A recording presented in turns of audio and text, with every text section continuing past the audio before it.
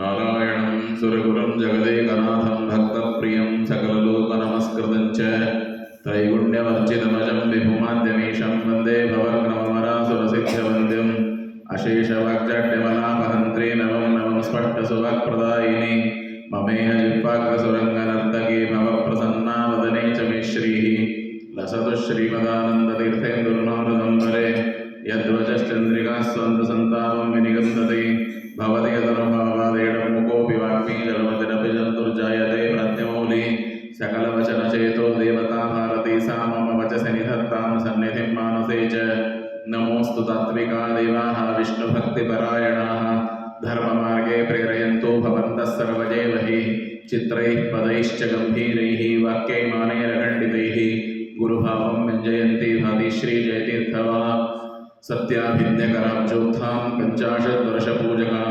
सत्यप्रमोदतीर्थार्या नौमिन्यायसुधारता शास्त्रेषु पारदर्श्वानं शास्त्रज्ञेषु दीनभक्तोद्धारकरं सत्यात्मानं गुरुं भजे नौमिन्यायसुधाधिकृज्जयमुनिं श्रीपादराट्सन्मणिं व्यासार्यां विविधागमाब्धिविहरान् श्रीवादिराजानपि वन्दे हंसवरान् रघुत्तमगुरुं वैदग्ध्यवारानिधीन् श्रीसत्यव्रतराघवेन्द्रमुनिपान् सत्पूर्वसध्यानपान् विद्यापीठविधातारं विद्यावारिधिचन्दिरं विद्यार्थिवत्सलं वन्दे महामहिमसद्गुरुं ब्रह्मरुद्रादिवन्द्यं त्वां भजे वेङ्कटनायकं निवारयस्वानिष्टानि साधयिष्टानि माधव स्वस्ति अस्तु अशेषसन्मङ्गलानि सन्तु श्लोकैकश्रवणवर्णमात्रेण कथावक्तुश्च श्रोतॄणां निखिलकलिकृतकल्मषापनो धर्मपडुदरे धर्माद्यखिलपुरुषार्थसाधने भूते श्रीमद्भविष्योत्तरपुराणे वेङ्कटगिरिवाहात्म्ये अद्य कथा प्रारंभे सति यत्किञ्चित् पूर्वोक्तकथानुवादः हरिः ओं हरिः ओं हरिः ओं धरण्योवाच या हि भद्रे महाभागे साक्षात् त्वं धर्मदेवता दैवयोगादागतासि मम कल्याणवर्धिनी श्रीगुरुभ्यो नमः हरिः ओं ನಿನ್ನೆ ದಿವಸ ನಾವು ಪರಮಾತ್ಮ ಮನೆಗೆ ಹೋಗಿ ಮುಸುಕು ಹಾಕಿ ಮಲಗಿ ಲೌಕಿಕ ಮಕ್ಕಳಂತೆ ತನ್ನ ಪೂರ್ವಜನ್ಮದಲ್ಲಿ ತಾಯಿಯಾದ ಯಶೋಧ ಅವಳೇ ಬಕುಲ ಆಗಿ ಬಂದಿದ್ದಾಳೆ. ಅವಳ ಮುಂದೆ ತಾನು ಒಂದು ಸಣ್ಣ ಹಠ ಮಾಡದಂತೆ ಮಾಡಿ ಅವಳಿಂದ ತಾನು ನಿಶ್ಚಯವನ್ನು ಮಾಡಿಸಿಕೊಂಡು ನಿನ್ನ ಕೆಲಸ ನಾನು ಮಾಡ್ತೇನೆ ಅಂತ ನಿಶ್ಚಯವನ್ನು ಮಾಡಿಸಿಕೊಂಡು ಅದಾದ ಮೇಲೆ ಅವಳಿಗೆ ಮಾರ್ಗವನ್ನು ಹೇಳಿ ವಿಷಯವನ್ನು ಹೇಳಿ ನನಗೆ ಯಾಕೆ ಈ ತರಹ ಬೇಸತ್ತು ನಾನು ಮಲಗಿದ್ದೇನೆ ಅಂತ ಆ ವಿಷಯವನ್ನು ಹೇಳಿದ ಮೇಲೆ ಆವಾಗ ಅವಳು ಆಕಾಶರಾಜನ ಪಟ್ಟಣಕ್ಕೆ ಹೋಗಬೇಕು ಅಂತ ಆಚೆ ಹೋದಾಗ ಪರಮಾತ್ಮ ತನ್ನ ಕೆಲಸ ಮಾಡದವಗೆ ಇನ್ನೊಬ್ಬರ ಹೆಸರು ಹೇಳಿದವಗೆ ಮಂಗಳಂ ಜಯಮಂಗಳಂ ಅಂತ ನಾವು ದೇವರಿಗೆ ಆ ಆರತಿಯನ್ನು ಮಾಡುವಾಗ ಹೇಳ್ತೇವೆ. ಯಾಕೆ ಅದು ತನ್ನ ಕೆಲಸ ಮಾಡದವಗೆ ಅಂದರೆ ಇದೇ ಪುಲಿಂದ ವೇಷವನ್ನು ಹಾಕಿಕೊಂಡು ಪರ್ವಂಜಿಯ ವೇಷವನ್ನು ಹಾಕಿಕೊಂಡು ಪರಮಾತ್ಮ ಆಕಾಶರಾಜನ ಪಟ್ಟಣಕ್ಕೆ ಹೋಗಿ ತನ್ನ ಮದುವೆ ತಾನೇ ನಿಶ್ಚಯ ಮಾಡಿಕೊಂಡು ಬಂದ. ಇದಕ್ಕಿಂತ ಮುಂಚೆ 16,108 ಮದುವೆ ಮಾಡಿಕೊಂಡಾಗಲೂ ಕೂಡ ಎಲ್ಲಾದರೂ ಕೇಳಿದ್ದೀರಾ? ವಸುದೇವ ದೇವಕಿ ಹೋಗಿ ಕನ್ಯಾ ಮಾಡ್ಕೊಂಡು ಬಂದರು, ಅದಾದ್ಮೇಲೆ ಕೃಷ್ಣ ಪರಮಾತ್ಮ ಹೋಗಿ ಮದುವೆ ಮಾಡಿಕೊಂಡ, ಆ ತರಹ ಎಲ್ಲಿಯೂ ಇಲ್ಲ. ಅನ್ಯ ಹುಡುಗಿಯರಿಗೆ ಸೊನ್ನೆ ಮಾಡಿ ಮಂತ್ರಾಕ್ಷತೆಗಳನ್ನೆಲ್ಲ ಚೆಲ್ಲುವುದು ಇದು ಏನೋ ತುಂಟತನ ಅಂತನೋ ಹಾಡಿನಲ್ಲಿ ಅಲ್ಲಿ ಕೂಡ ದಾಸರು ಹೇಳ್ತಾರೆ. ಹೀಗೆ ಪರಮಾತ್ಮ ತಾನು ಸತ್ಯಭಾಮನ ಮದುವೆಯಾದ ಸತ್ರಾಜಿತರಾಜನ ಮಗಳು, ಅದು ಆದದ್ದು ನಿಮಗೆ ಕಥೆ ಗೊತ್ತು. ನೀಲ, ಆಮೇಲೆ ರುಕ್ಮಿಣಿ, ಎಲ್ಲರನ್ನೂ ಪರಮಾತ್ಮ ತನ್ನ ಕೆಲಸ ಮಾಡದವಗೆ ಇನ್ನೊಬ್ಬರ ಹೆಸರು ಹೇಳಿದವಗೆ ಭಗವಂತ ತಾನು ಏನ್ ಮಾಡ್ತಾನೆ ಅಂತಂದರೆ ಈ ತರಹ ತಾನು ಕೊರವಂಜಿಯ ವೇಷವನ್ನ ಧಾರಣೆ ಮಾಡಿಕೊಂಡು ಭಗವಂತ ಬಂದ.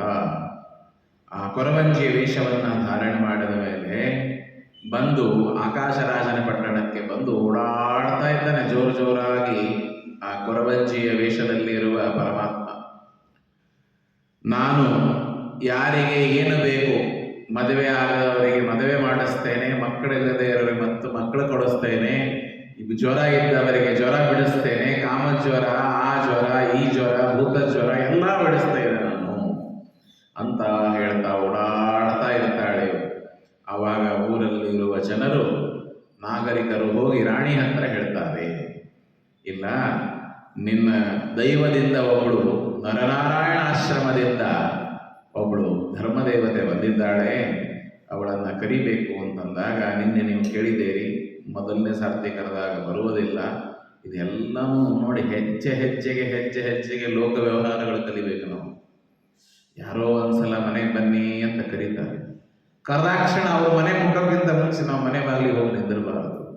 ಕೆಲವೊಬ್ರು ಆ ತರಹ ಇರುತ್ತಾರೆ, ಮನೆ ಕರೆದಿದ್ದಾರಲ್ಲ ಆಯಿತು, ಮನೆ ಬಾಗಿಲಿಗೆ ಹೋಗಿ ಅವ್ರಿಗಿಂತ ಮುಂಚೆ ಕಿವಿ ತೆಗಿಯೋಕ್ಕಿಂತ ಮುಂಚೆ ನಾವೇ ಹೋಗಿ ನಿಂತು ಬಿಡೋದಕ್ಕೆ. ಯಾವತ್ತೂ ಕೂಡ ಒಂದು ಬಾರಿ ಕರೆದರೆ ಹೋಗಬಾರದು. ಮುಂದ್ಸರಿ ಪಟ್ಟಿಲ್ರಿ ಯಾರು, ಸರಿ ಮುಂದೆ ಬರೀ ಮುಂದೆ ಒಂದು ಬಾರಿ ಕರೆದರೆ ಹೋಗಿ ನಿಂದಿರಬಾರದು. ಯಾಕೆ? ನಮಗೆ ಒಂದು ಆದರ, ಒಂದು ಗೌರವ ನಾವು ಇಟ್ಟುಕೋಬೇಕದು. ಯಾವತ್ತೂ ಕೂಡ ಪರಮಾತ್ಮ ತನ್ನ ಈ ನೀತಿಯಿಂದ ತಿಳಿಸಿಕೊಡ್ತಾ ಇದ್ದಾನೆ. ಎಷ್ಟೇ ಪರಿಚಯದವರಿರಲಿ, ಎಷ್ಟೇ ಬೇಕಾದವರಿರಲಿ, ಏನೋ ಬಾಯಿ ಮಾತಿಗೆ ಹೇಳಿರ್ತಾರೆ ಬಂದು ಹೋಗಲಿ, ಅದನ್ನು ನಾವು ಹೋಗಿ ಸಾಯಂಕಾಲ ಕೂತ್ಬಿಡೋದು ಅವ್ರ ಮನೆಯಲ್ಲಿ. ಅದೆಲ್ಲ ಮಾಡಬಾರದು. ಪರಮಾತ್ಮ ಹೇಳ್ತಾನೆ, ಕೊನೆಗೆ ಮನೆ ಯಜಮಾನತಿ ರಾಣಿ ಬಂದು ಹೇಳ್ತಾಳೆ, ಬಾರಮ್ಮ, ನನ್ನ ಪಾಲಿಯ ಭಾಗ್ಯ ದೇವತೆ ನೀನು, ಬಾ ಅಂತ ಕರೆದು ಒಳಗಡೆ ಬಂದು ಕರೆದಾಗ, ಯಾಹಿ ಭದ್ರೇ ಮಹಾಭಾಗ್ಯ ಸಾಕ್ಷಾತ್ವಂ ಧರ್ಮದೇವತ, ನನ್ನ ಪಾಲಿಗೆ ನೀನೇ ಧರ್ಮದೇವತೆ, ದಯಮಾಡಿ ಬಾ ಅಂತ ತಿಳ್ಕೊಂಡು ಕರೆದಾಗ ಆವಾಗ ಅವರು ಬರ್ತಾಳೆ. ದೈವಯೋಗ ಆಗತಾಸಿ ಮಮ ಕಲ್ಯಾಣವರ್ಧಿನಿ, ಏನೋ ಪೂರ್ವ ಜನ್ಮದ ಪುಣ್ಯ ಇತ್ತು ನಂದು, ನೀನು ಬಂದಿದ್ದಿ, ದಯಮಾಡಿ ಬಾ ಅಂತ ಕೇಳಿದಾಗ ಅವಳು ಒಳಗಡೆ ಬರ್ತಾಳೆ. ಒಳಗಡೆ ಬಂದು ಹೇಳ್ತಾಳೆ, ನೋಡು, ನಾನು ಆಡುವ ಮಾತು ಯಾವತ್ತೂ ಸುಳ್ಳು ಆಗುವುದಿಲ್ಲ, ನಾನೇನು ಹೇಳ್ತೇನೆ ಎಲ್ಲ ಸತ್ಯವಾಗೇ ನಡೆಯೋದು. ಆದ್ದರಿಂದ ನಾನು ಆಡುವ ಮಾತು ಸುಳ್ಳಾಗೋದಿಲ್ಲ. ನಾನೇನಾದರೂ ಸುಳ್ಳು ಮಾಡ್ತಾ ಇದ್ದರೆ ನನಗೆ ಕೈಗೆ ಬೇಡಿ ಹಾಕಿಸು, ಜೈಲಿನಲ್ಲಿ ಹಾಕಿಸು. ನನ್ನ ಗಂಡ ಯಾರು ಗೊತ್ತಾ? ಸಾಕ್ಷಾತ್ ನರನಾರಾಯಣ ಬದರಿಕಾಶ್ರಮದಲ್ಲಿ ಕೂತ್ಕೊಂಡಿದ್ದಾನೆ, ಅವನೇ ನನ್ನ ಗಂಡ. ಅವನಿಂದ ಹುಟ್ಟಿದೆ ಈ ಕೂಸು. ಪ್ರಜಾಪತಿ ಮಿಮಂಬಿದು, ಇವನಿಗೆ ಬ್ರಹ್ಮ ಅಂತ ಹೇಳ್ತಾರೆ. ಅವರ ಆಜ್ಞೆ ಮಾಡದ ನಿನಗೆ ತುಂಬಾ ಕಷ್ಟ ಬಂದಿದೆ, ಆದ್ದರಿಂದ ಹೋಗುವಂತ ನಾನು ಬಂದಿದ್ದೀನಿ. ನಿನಗೆ ಭೂತ, ಭವ್ಯ, ಭವಿಷ್ಯ, ಭೂತ, ವರ್ತಮಾನ ಮತ್ತು ಭವಿಷ್ಯ, ಈ ಮೂರನ್ನೂ ಕೂಡ ನಾನು ಹೇಳ್ತೇನೆ ಅಂತಿಷ್ಟೆಲ್ಲ ಹೇಳಿ ಆವಾಗ ಅವಳು ಹೇಳ್ತಾಳೆ, ಸುಮ್ಮನೆ ಜ್ಯೋತಿಷ್ಯರು ಭೇಟಿ ಆದರೂ ಕೆಲವರಿಗೆ ಚಟ ಇರ್ತದ್ರಿ, ಜ್ಯೋತಿಷ್ಯ ಹೇಳ್ತೀರಾ, ಸ್ವಲ್ಪ ನಮ್ಮಷ್ಟು ಹೇಳ್ಬಿಡ್ರಿ. ಅದು ನೋಡೋದ ಕೂಡಲೇ ಕೈ ಚಾಚಬಾರದು. ಯಾಕೆ? ಎಲ್ಲದಕ್ಕೂ ಒಂದು ನಿಯಮ ಇದೆ. ಯಾವುದೇ ಒಂದು, ಈಗ ಡಾಕ್ಟರ್ ಇದ್ದೀರಿ ಅಂದ ತಕ್ಷಣ ನೋಡ್ರಿ ಚೆಕಪ್ ಮಾಡ್ರಿ ಕೈ ಕೊಡ್ತೀರಿ, ನಾವು ಅಂತ ಕ್ಲಿನಿಕ್ಕಿಗೆ ಬಾ ಅಂತ, ಹೌದಿಲ್ರಿ? ಕ್ಲಿನಿಕ್ಕಿಗೆ ಬಾ, ಅಲ್ಲಿ ಭೇಟಿ ಆಗ. ಹೀಗೆ ನಾವು ಜ್ಯೋತಿಷ್ ಕರಿತೀವಿ ಅಂತ ಸ್ವಲ್ಪ ಗೊತ್ತಾದ್ರೆ ಯಾರು ಬೇಕಾದವರು ಅದು ಜಾಗ ನೋಡೋದಿಲ್ಲ, ಟೈಮ್ ನೋಡೋದಿಲ್ಲ, ಏನಿಲ್ಲ, ಕೈ ಚಾಚಿಬಿಡ್ತಾರೆ. ಇಲ್ಲ ಡೇಟ್ ಆಫ್ ಬರ್ತ್ ಕೊಡ್ರಿ, ಸ್ವಲ್ಪ ಏನಾದರೂ ಹೇಳಿ, ನಮ್ಮ ಬಗ್ಗೆ ಹೇಳಿ, ಶುರು ಮಾಡಿಬಿಡ್ತಾರೆ. ಶಾಸ್ತ್ರ ಏನು ಹೇಳುತ್ತೆ? ಎಲ್ಲ ವಿದ್ಯೆಗೆ ಒಂದು ಆದರ ಇದೆ, ಒಂದು ಮರ್ಯಾದೆ ಇದೆ. ಯದ್ಯಪಿ ನಾವು ಆ ವಿದ್ಯೆಯಲ್ಲಿ ಪಾರಂಗತರಾಗಿದರೂ ಕೂಡ ಆ ವಿದ್ಯಾಭಿಮಾನಿ ದೇವತೆಗೆ, ಆ ಆಸನಕ್ಕೆ, ಆ ಪೀಠಕ್ಕೆ ಒಂದು ಮರ್ಯಾದೆ ಇದೆ.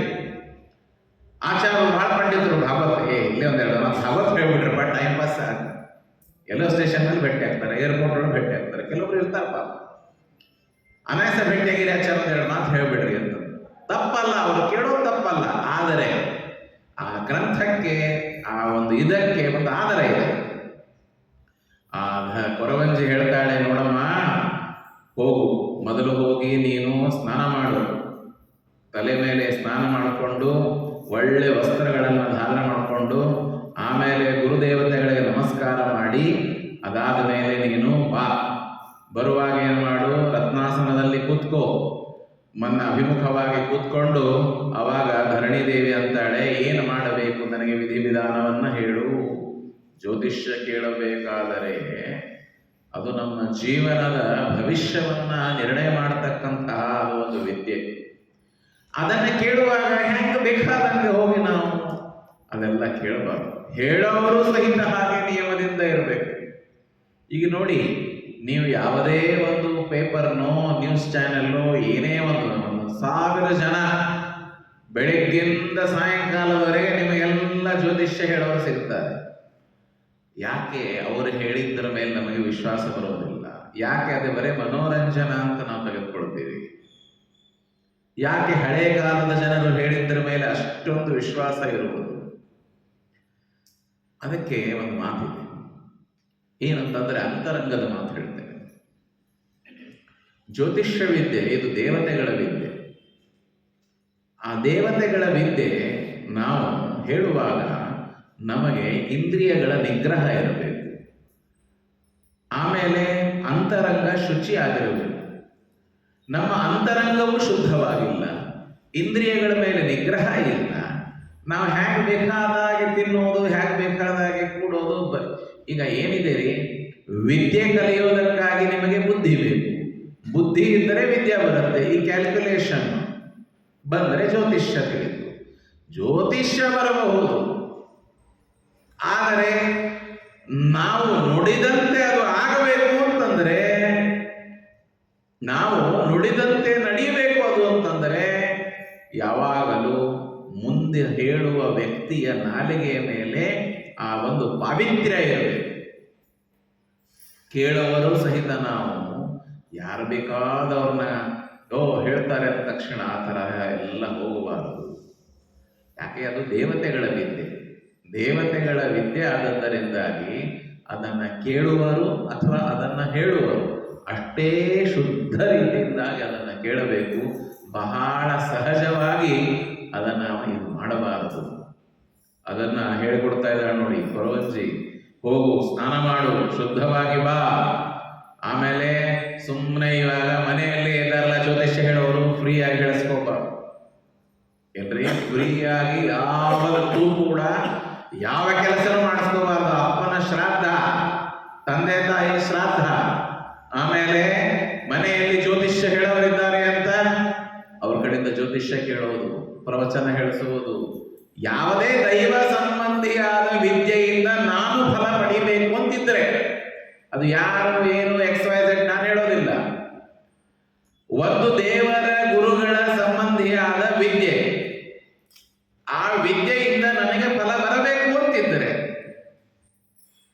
ಆ ಕೆಲಸಕ್ಕೆ ನಾನು 1 ರೂಪಾಯಿದಿಂದ ನಿನ್ನ ಯಥಾಶಕ್ತಿ ಎಷ್ಟಾಗತ್ತೆ ಅಷ್ಟು ಅವರಿಗೆ ನಾವು ವಿದ್ಯೆಗೆ ಗೌರವವನ್ನು ಮಾಡಬೇಕು. ನಾವು ಮುಂದಿನ ವ್ಯಕ್ತಿಗೆ ಆ ವಿದ್ಯೆಗೆ ಗೌರವ ಮಾಡಬೇಕು, ಆ ವ್ಯಾಸಪೀಠಕ್ಕೆ ಗೌರವ ಮಾಡಬೇಕು. ಅದಕ್ಕೆ ಅವರು ಹೇಳ್ತಾಳೆ, ಮೊದಲು ನೋಡು, ಸುಮ್ಮನೆ ಕೂಡಬೇಡ. ಧರಣಿ ದೇವಿಗೆ, ರಾಣಿ ಹೇಳ್ತಾಳೆ ಕೊರವಂಜಿ, ಹೋಗು, ವಾಯನಂ ದೇಹಿ ಮೇ ವಾಯನಂ ದೇಹಿ ಕಲ್ಯಾಣಿ ದೇವಾನಂ ಮಮ ಪೂರ್ವಿಣಂ. ನನಗಲ್ಲದು, ನನ್ನ ಪೂರ್ವಿಕರಿಗೆ ದೇವತೆಗಳಿಗೆ ವಾಯಂದಾನ ತೆಗೆದುಕೊಂಡು ಬಾ ಅಂತ ಹೇಳ್ತಾಳೆ. ವಾಯಂದಾನ ಅಂದ್ರೆ ಏನು? ಒಂದು ಮರ ತುಂಬಿ ಅವಳು ರಾಣಿ, ಅವಳ ಯಥಾಶಕ್ತಿ ಅದೇನು ಮುತ್ತು ರತ್ನ ಎಲ್ಲ ತಂದಿದ್ದಾಳೆ, ಅಕ್ಕಿನೂ ತಂದಿದ್ದಾಳೆ. ಅದನ್ನು ತಂದು ಮುಂದೆ ಇಟ್ಟು ಮತ್ತೆ ಹೇಳ್ತಾಳೆ, ಸತ್ಯಂ ವದ ಮಹಾಪ್ರಾಜ್ಞೆ ಮಮ ದುಃಖಂ ಪ್ರಣೋದಯ. ನೋಡಮ್ಮ, ನೀನೇನು ಕೇಳ್ತೀಯ ಕೇಳು, ಏನು ಹೇಳ್ತೀಯ ಹೇಳು, ನಾನೆಲ್ಲ ಮಾಡ್ತೇನೆ. ಆದರೆ ನನ್ನ ದುಃಖ, ನನ್ನ ಮಗಳು ಕೊರಗುತ್ತಾ ಇದ್ದಾಳೆ ಏನೋ ಒಂದು ಭೀತಿಯಿಂದ, ಅದನ್ನು ನೀನು ಕಡಿಮೆ ಮಾಡು. ನಿಕ್ಷಿಪ್ಯ ಬಹುಭಕ್ತೇ ಇವ. ಅವಾಗ ಕೊರವಂಜಿ ಅಂತಾಳೆ, ನೋಡು, ನಾನು ಸತ್ಯವಾಗಿ ಮಾತಾಡ್ತೇನೆ, ಸುಳ್ಳು ಮಾತಾಡೋದಿಲ್ಲ. ಆದರೆ ಏನು ಮಾಡಲಿ, ನನ್ನ ಮಗು ಬಹಳ ಹಸಿದಿದೆ, ಅದಕ್ಕೆ ಬಾಯಿ ಒಣಗೋಗಿದೆ, ಹಸಿವೆ ಆಗಿ ನನ್ನ ಕೂಸಿಗೆ ಅನ್ನ ಕೊಡು ಅಂತ ಹೇಳ್ತಾಳೆ.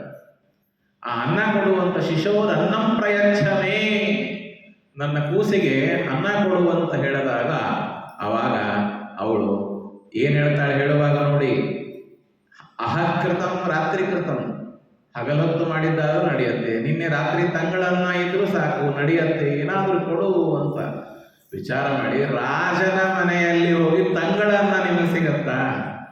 ಮಾತಾಡುವ ಇದು ನೋಡಿ ಚಾಣಾಕ್ಷತನ. ಅವಾಗ ಅವಳು ಒಳ್ಳೆ ಒಂದು ಬಂಗಾರದ ಪಾತ್ರೆಯಲ್ಲಿ ಪರಮಾನ್ನ ಹಾಕಿ, ಆ ಬ್ರಹ್ಮದೇವ ಹಾಲು ಹಾಕಿ ತುಪ್ಪ ಹಾಕಿ ಕೊಡ್ತಾಳೆ, ತಿನಿಸು ಅಂತ. ಆ ಕೊರವಂಜಿ ಅದನ್ನು ಕಲಿಸಿ ಬ್ರಹ್ಮದೇವರ ಬಾಯಿಯ ಮುಂದೆ ಇಡಬೇಕು. ಇಡುವಾಗ ಆ ಬ್ರಹ್ಮದೇವರು ಬಾಯಿ ಕಡೆ ಮಾಡಿ ಅಳ್ಳಿಕ್ಕೆ ಚಾಲು ಮಾಡೋದು. ಇದೇನಿದು? ಆವಾಗ ಜೋರಾಗಿ ಒಂದೆರಡು ಹೊಡಿತಾಳೆ. ಹೊಡೆದು ಏನು ಮಾಡೋದು ನೋಡು, ಈ ಕೂಸಿ ಊಟನೇ ಮಾಡುವುದಿಲ್ಲ. ರುದಂತಂ ಆತ್ಮಜಂ ದೃಷ್ಟ ವಿನಿಂದ್ಯ, ನಿಂದೆ ಮಾಡ್ತಾಳೆ. ಏನಂತೆ? ದರಿದ್ರೋಸಿ ದುರಾಚಾರ ಕಂದಮೂಲ ಫಲಾಶನ. ನಿನ್ನ ಹಣೆ ಬಾರ ಯಾವಾಗಲೂ ಅರಣ್ಯದಲ್ಲಿ ಇದ್ದು ಕಂದಮೂಲ 7 ತಿಂಗಳದು ಕೂಸು ಮಾಡ್ಕೊಂಡು ಕಂದಮೂಲ ಹೆಂಗೆ ತಿಂತದದು? ಆಯ್ತಾ? ಇಂಥದ್ದೇ ನೀವು ಅರಣ್ಯದಲ್ಲಿ ಇದ್ದು ನಿಮಗೆ ಅಭ್ಯಾಸ. ಈ ರಾಜನ ಮನೆಯಲ್ಲಿ ನಿನಗೆ ಒಳ್ಳೆಯ ಅನ್ನ ಸಿಕ್ಕರೆ ಅದನ್ನು ತಿನ್ನುವ ಭಾಗ್ಯ ನಿನಗೆ ಎಲ್ಲಿ ಇದೆ ಅಂತ ತಿಳ್ಕೊಂಡು ಬೈತಾಳೆ. ಇದು ಇಲ್ಲಿ ಏನು ಅಂದರೆ ಶಾಸ್ತ್ರ ಹೇಳ್ತಾರೆ, ಬ್ರಹ್ಮದೇವರು ಕೂಸು, ಅನ್ನ ಕೊಟ್ಟವಳು ಧರಣಿದೇವಿ, ಅವಳು ರಾಣಿ ಮನುಷ್ಯ. ಬ್ರಹ್ಮದೇವರು ದೇವತೆಗಳು. ಮನುಷ್ಯರ ಕೊಟ್ಟ ಅನ್ನ ದೇವತೆಗಳು ಊಟ ಮಾಡುವುದಿಲ್ಲ ಏನ್ರಿ? ಮನುಷ್ಯರ ಕೊಟ್ಟ ಅನ್ನ ದೇವತೆಗಳು ಊಟ ಮಾಡುವುದಿಲ್ಲ. ಅದಕ್ಕೆ ಐತರೇಯ ಉಪನಿಷತ್ತಿನಲ್ಲಿ ಶ್ರೀಮದಾಚಾರ್ಯರು ಭಾಷ್ಯವನ್ನು ಬರೆಯುವಾಗ ಅಲ್ಲಿ ಹೇಳ್ತಾರೆ ಏನಂತಂದರೆ,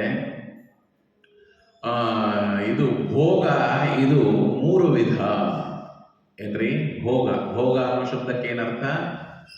ಅದನ್ನ ಉಪಭೋಗ ಮಾಡುವುದು, ತಿನ್ನುವುದು. ಅದು ತಿನ್ನುವುದೇ ಭೋಗ ಅಲ್ಲ. ನಾವೇನು ಹೇಳ್ತೀವಿ? ತಿನ್ನುವುದು ಇದು ಭೋಗ ಅಲ್ಲ. ಆದರೆ ತಿನ್ನುವುದು ಒಂದು ಭೋಗ ಇದೆ ಭೋಗದಲ್ಲಿ. ಅದು ಹೇಗೆ 3 ವಿಧ ಅಂತಂದರೆ ಹೇಳ್ತಾರೆ, ಅದನ ಆಘ್ರಾಣ ದೃಷ್ಟ್ಯಾಖ್ಯ ಭೋಗತ್ರಯ ವಿಭಾಗತಃ. 3 ವಿಭಾಗದ ನೈವೇದ್ಯ ಇದೆ. ಈಗ ಉದಾಹರಣೆಗೆ ನಾವು ದೇವರ ಪೂಜೆಯನ್ನು ಮಾಡುವಾಗ ದೇವರಿಗೆ ಪರಿಮಳ ಪುಷ್ಪಗಳನ್ನು ದೇವರಿಗೆ ಹಾಕ್ತೀವಿ. ಗಂಧ, ಒಳ್ಳೆ ಸುಗಂಧವನ್ನು ತೆಗೆದುಕೊಂಡು ದೇವರಿಗೆ ಗಂಧವನ್ನು ಏರಿಸ್ತೇವೆ, ಹೌದು ಇಲ್ಲೋ? ಆ ಗಂಧದಿಂದ ಹೊಟ್ಟೆ ತುಂಬತ್ತಾ? ಹೂವಿನಿಂದ ಹೊಟ್ಟೆ ತುಂಬತ್ತಾ? ಧೂಪದಿಂದ ದೇವರಿಗೆ ಹೊಟ್ಟೆ ತುಂಬತ್ತಾ? ತುಂಬೋದಿಲ್ಲ. ಆದರೆ ಕೇಳಿ, ಆಮೇಲೆ ಒಳ್ಳೆ ರುಚಿ ರುಚಿಯಾದ ನೈವೇದ್ಯವನ್ನ ಇಡ್ತೇವೆ. ಇದು ದೇವತೆಗಳಿಗೂ ಸರಿ, ಮನುಷ್ಯನ ಜೀವನದಲ್ಲಿಯೂ ಸರಿ.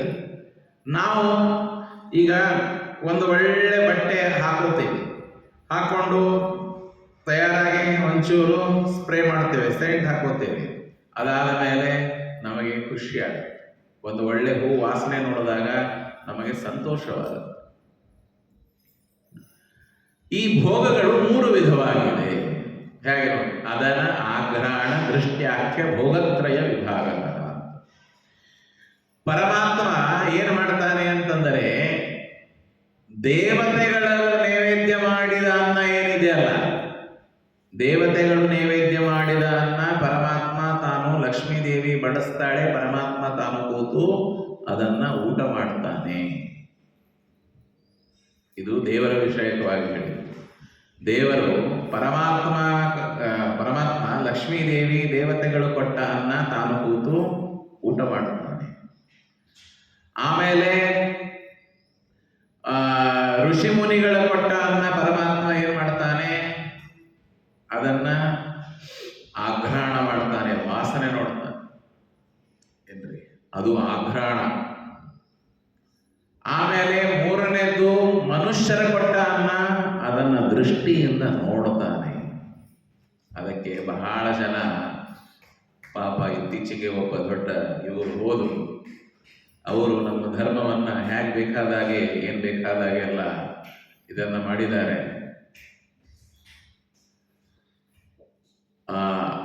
ಅದಕ್ಕೆ ನೋಡಿ ಎಷ್ಟು ಒಳ್ಳೇದಿದೆ. ನಾವು ಇಟ್ಟ ಅನ್ನ ತಟ್ಟೆ ಒಳಗೆ ಹಾಗೆ ಇರುತ್ತೆ, ನಾವು ಯಾಕೆ ಅಷ್ಟು ನೈವೇದ್ಯ ಮಾಡಬೇಕು, ನಾವೇ ತಿನ್ನೋದಾದರೆ ಅಂತ ನಾವು ಮಾತಾಡ್ತೀವಿ. ಆದರೆ ದೇವರಿಗೆ ನಾವು ನೈವೇದ್ಯವನ್ನ ಮಾಡೋದು ಎಲ್ಲ ವಿಧ ವಿಧವಾಗಿ. ದಸರಾ ಬಂತು, ಬೇಡ ಬೇರೆ ಬೇರೆ ಹಬ್ಬ ಹುಣ್ಣಿಮೆ ಬರುತ್ತೆ, ತಟ್ಟೆಯಲ್ಲಿ ಬಾಳೆ ಎಲೆಯಲ್ಲಿ ನೈವೇದ್ಯ ಮಾಡಿ ದೇವರಿಗೆ ನಾವು ಇಡ್ತೀವಲ್ಲ, ಆ ಇಟ್ಟು ನೈವೇದ್ಯ ಮಾಡುವಾಗ ಮಂತ್ರ ಇದೆ. ಏನಂತ ಹೇಳಬೇಕು? ಕಪಿಲ ರೂಪಿ ಪರಮಾತ್ಮ ತನ್ನ ಕಣ್ಣಿನಿಂದ ಅದನ್ನ ನೋಡಲಿ ಅಂತ ಹೇಳ್ತಾರೆ. ಏನ್ರಿ? ಕಪಿಲ ರೂಪಿ ಪರಮಾತ್ಮ ಕಪಿಲಾತ್ಮಕೇನ ಚಕ್ಷುಷ ಪಶ್ಯ, ಅದನ್ನ ನೋಡು. ಆಯ್ತಾ? ಅದಾದ ಮೇಲೆ ರಾಮಕೃಷ್ಣಾತ್ಮ ಇದು ನರಸಿಂಹ ರೂಪಿಯಾದ ಭಗವಂತ ಆ ಮೂಗಿನಿಂದ ಅದನ್ನ ಆಘ್ರಾಣ ಮಾಡಲಿ ಅಂತ ನಾವು ನೈವೇದ್ಯ ಮಾಡುವಾಗ ಅದನ್ನು ಹೇಳಬೇಕು. ಆಮೇಲೆ ರಾಮಕೃಷ್ಣ ರೂಪಿಯಾದ ಪರಮಾತ್ಮ ಸ್ವಾಖ್ಯ ರಸ, ಅದನ್ನ ಆಸ್ವಾದನ ಮಾಡಲಿ ಅಂತ ಇದನ್ನು ಹೇಳಬೇಕು. ನೋಡಿ, ಪ್ರತಿ ಬಾರಿ ಒಂದು ಕಲ್ಸಕ್ರೆಯಿಂದ ದೊಡ್ಡ ತಟ್ಟೆ, ದೊಡ್ಡ ಬೆಟ್ಟದಷ್ಟು ನೀವು ಏನೇ ನೈವೇದ್ಯ ಮಾಡಿದರೂ ಈ ಅನುಸಂಧಾನ ಇಲ್ಲದೇನೆ ನೈವೇದ್ಯ ಮಾಡಿದರೆ ಅದು ನೈವೇದ್ಯ ಅಲ್ಲ. ಏನ್ರಿ? ಅದು ನೈವೇದ್ಯ ಅಲ್ಲ. ನೈವೇದ್ಯ ಅಂದರೆ ಇಷ್ಟೆಲ್ಲ ಇರುತ್ತೆ, ಇನ್ನೂ ಬಹಳ ಇದೆ. ಆಗ ನಾನು ಹೇಳಿದ್ದೇನು, 3 ವಿಧವಾದ ಭೋಗ ಇದೆ. ಬ್ರಹ್ಮದೇವರು, ದೇವತೆಗಳು, ಅವರು ಮಾನುಷಾನ್ನ ಹೇಗೆ ಊಟ ಮಾಡ್ತಾರೆ? ಕೊರವಂಜಿ ಕಟ್ಟಿಕೊಂಡು ಬಂದಿದ್ದಾಳೆ, ಧರಣಿ ದೇವಿ ಬಂಗಾರದ ಪಾತ್ರೆಯಲ್ಲಿ ಅನ್ನ ಕೊಟ್ಟಿದ್ದಾಳೆ. ಆದರೆ ಮಾನುಷಾನ್ನವನ್ನ ಅವರು ಮಾನುಷಾನ್ನಂ ನ ಭುಕ್ತವಾನ್ ಅಂತ ಬಂತು. ಮನುಷ್ಯರ ಕೊಟ್ಟ ಅನ್ನ ಬ್ರಹ್ಮದೇವರು ತಾವು ಊಟ ಮಾಡಲಿಲ್ಲ. ಮಾಡದೇ ಇರೋದಕ್ಕಾಗಿ ಏನು ಕಾರಣ ಅಂದ್ರೆ, ಅವರು ದೃಷ್ಟಿಯಿಂದ ದೇವತೆಗಳು ಅದನ್ನ ನೋಡ್ತಾರೆ. ಅದಕ್ಕೆ ನಾವು ತಪ್ಪ ತಿಳುವಳಿಕೆಯಲ್ಲಿ ಯಾವತ್ತೂ ಕೂಡ ಯಾರೋ ನಮ್ಮ ಧರ್ಮವನ್ನ ಅಸಹ್ಯವಾಗಿ ಮಾತಾಡ್ತಾರೆ, ನೀವೇ ಊಟ ಮಾಡೋದಿರುತ್ತೆ, ಅಷ್ಟಾಗಿ ನೈವೇದ್ಯ ಮಾಡ್ಕೋತೀರಿ, ನಿಮ್ಸಲಾಗಿ ಮಾಡ್ಕೋತೀರಿ ಅಂತೆಲ್ಲ ಮಾತಾಡಿ ನಮ್ಮ ಮನೋಬಲವನ್ನ ಕಡಿಮೆ ಮಾಡಿ ಧರ್ಮದಿಂದ ನಮಗೆ ಪರಾಂಗುಖರನ್ನಾಗಿ ಮಾಡೋದಕ್ಕಾಗಿ ಇತ್ತೀಚೆಗೆ ಬೇಕಾದಷ್ಟು ಸಂಘ ಸಂಸ್ಥೆಗಳು ಅದನ್ನೇ ಕೆಲಸ ಮಾಡ್ತಾ ಇದ್ದಾರೆ. ಪುಣೆಯಲ್ಲಿ ಒಂದು ಸಂಸ್ಥೆ ಇದೆ, ಏನಂತಂದ್ರೆ ಅಂಧಶ್ರದ್ಧಾ ನಿರ್ಮೂಲನ ಸಮಿತಿ ಅಂತ. ಅಂಧಶ್ರದ್ಧಾ ನಿರ್ಮೂಲನ ಸಮಿತಿಯವರು ಮಾಡೋದೇನು ಅಂತಂದ್ರೆ, ನಾವು ಮಾಡೋದೆಲ್ಲ ಅಂಧಶ್ರದ್ಧಾ, ಅದನ್ನ ನಾವು ಮಾಡೋದೆಲ್ಲ ಅಂಧಶ್ರದ್ಧಾ, ಅದನ್ನ ನಿರ್ಮೂಲನ ಮಾಡುವುದು. ಈ ತರಹ ತಂದೆ ಶ್ರಾದ್ದ ಯಾಕೆ ಮಾಡ್ತೇವೆ? ಪುರಂದರದಾಸರ ಹಾಡಿದೆ, ಎಳ್ಳು ಎಲ್ಲಿ ಹೋಯಿತು, ಮೀನು ನುಂಗಿ ಹೋಯಿತು, ದರ್ಭ ಎಲ್ಲಿ ಹೋಯಿತು, ತೇಲಿ ಹೋಯಿತು. ಕೇಳಿರೆಲ್ಲ ಹಾಡು. ಹಾಗಾದರೆ ಯಾಕೆ ಪಿಂಡ ಶ್ರಾದ್ದ ಮಾಡಬೇಕು?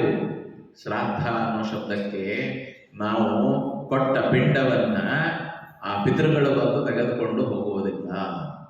ಶ್ರದ್ಧೆಯಿಂದ ಕೊಟ್ಟದ್ದು ಶ್ರಾದ್ದ. ಶ್ರದ್ಧೆಯ ಯದೀಯತೆ ತತ್ ಶ್ರಾದ್ದಂ. ನಾನು ಕೊಡುವಾಗ 10 ವಿಧವಾದ ಪಿಂಡವನ್ನ ಹೇಳಿದ್ದಾರೆ ಶ್ರಾದ್ದದಲ್ಲಿ. ಎಷ್ಟು? 10 ವಿಧವಾದ ಪಿಂಡಗಳನ್ನು ಹೇಳಿದ್ದಾರೆ. ಬಾಳೆಹಣ್ಣಿನಿಂದ ಪಿಂಡ ಮಾಡಿಕೊಡ್ಬಹುದು, ಬರೇ ಅಕ್ಕಿ ನೀರಲ್ಲಿ ಕೊಡಿಸಿ ಪಿಂಡ ಮಾಡಿಕೊಡ್ಬಹುದು, ಮಣ್ಣು, ಮಾಧವ ಮೃತ್ಪಿಂಡ ದಾನವನ್ನ ಮಾಡದ ಅಂತ ಕೇಳಿದೀವಿ ತಾನೇ ಇದೇ ಕಥೆಯೊಳಗೆ. ಮಣ್ಣಿನಿಂದ ಪಿಂಡ ಮಾಡಬಹುದು, ಜವಿಗೋದಿನಿಂದ ಪಿಂಡ ಮಾಡಬಹುದು, ಹಿಟ್ಟಿನಿಂದ ಮಾಡಬಹುದು, ಅನ್ನದಿಂದ ಮಾಡಬಹುದು. ಹೀಗೆ 10 ವಿಧವಾಗಿ ಪಿಂಡಗಳನ್ನ ಮಾಡಿಕೊಡಬಹುದು ಶಾಸ್ತ್ರದಲ್ಲಿ ಹೇಳಿದ್ದಾರೆ. ಆದರೆ ಒಂದೇ ಕಂಡೀಷನ್, ಭಕ್ತಿ ಇರಬೇಕು, ಶ್ರದ್ಧೆ ಇರಬೇಕು. ಶ್ರದ್ಧೆಯ ದೀಯತೆ ತತ್ ಶ್ರಾದ್ದ. ತಂದೆ ತಾಯಿಯಲ್ಲಿ ದೇವತೆಗಳಲ್ಲಿ ಭಕ್ತಿ ಇಲ್ಲ, ಬರೇ ಶ್ರಾದ್ದ ಮಾಡ್ತೀವಿ ಅಂತಂದ್ರೆ ಅದು ಶ್ರಾದ್ದ ಅಲ್ಲ. ಜನರಿಗೆ ನಾವು ಸುಮ್ಮನೆ ಶೋ ಆಫ್ ಮಾಡೋದಕ್ಕಾಗಿ ಅಡುಗೆ ಮಾಡಿಸದೆ, ಬ್ರಾಹ್ಮಣರಿಗೆ ಕರೆಸದೆ, ಶ್ರೀಪಾದರಾಜರ ಹಾಡ ಇದೆ, ಮನವ ತೊಳೆಯಬಲ್ಲರಲ್ಲದೆ ಮನವ ತೊಳೆಯಬಲ್ಲರು.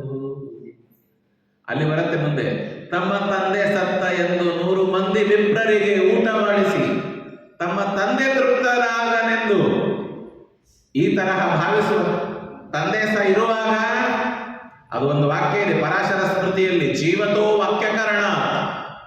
ತಂದೆ ಬದುಕಿರುವಾಗ, ತಾಯಿ ಬದುಕಿರುವಾಗ ಅವರ ಮಾತಿಗೆ ನಾವು ಬೆಲೆ ಕೊಟ್ಟು, ಅವರಿಗೆ ಆದರವನ್ನ ಕೊಟ್ಟು ಅವರಿಗೆ ನಾವು ಮಾಡಬೇಕು. ಅದು ಒಂದು ಆದರ, ಜೀವತೋ ವಾಕ್ಯಕರಣ.